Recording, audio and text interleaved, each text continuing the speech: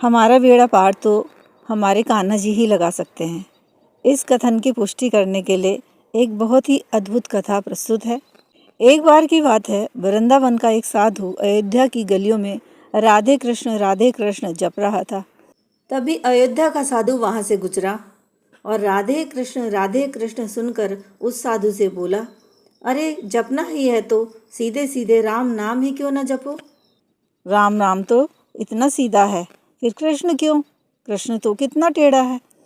वृंदावन का साधु भड़क कर बोला, जरा जुबान संभाल कर बात करो। फिर वृंदावन के साधु ने अयोध्या वाले साधु से कहा, चलो मान लिया कृष्ण जी का नाम टेढ़ा है, पर उनका काम कैसे टेढ़ा हो गया? तब अयोध्या वाला साधु बोला, जमुना में नहाती गोपियों के कपड़े चुराना, रास रसाना, माखन चुराना, ये कौन सीधे लोगों के काम हैं? और आज तक ये बता दो, कभी किसी ने उन्हें सीधे खड़े देखा है कभी? वृंदावन के साधु को बड़ी बेइज्जती महसूस हुई और सीधे जा पहुंचा बिहारी जी के मंदिर। अपना डंडा डोरी अपटक कर बोला, इतने साल तक खूब उल्लू बनाया तुमने, ये लो अपनी लुकुटी, ये लो अपनी कमरिया।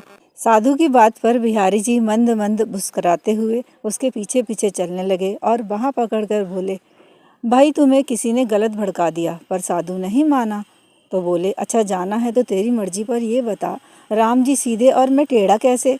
कहते हुए बिहारी जी कुंजी गलियों की तरफ नहाने चल दिए। वृंदावन वाला साधु गुस्से में बोला, नाम आपका टेढ़ा कृष्ण, धाम आपका टेढ़ा वृंदावन, काम तो सारे टेढ़े, कभी किसी के कपड़े चुरा लिए, गोपियों के वस्त्र चुरा लिए, सीधे तुझे कभी किसी ने खड़े होते नहीं देखा, कभी किसी का माखन चुरा लिया। और इस प्रकार अयोध्या वाले साधु की सारी भड़ास बिहारी जी पर निकाल दी।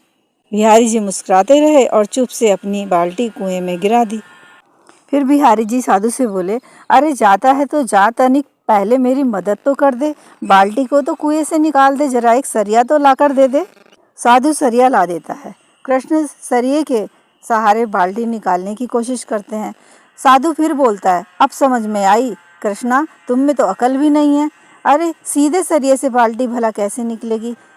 तनिक इस सरिये को टेढ़ा करके देखो, फिर बाल्टी निकल आएगी।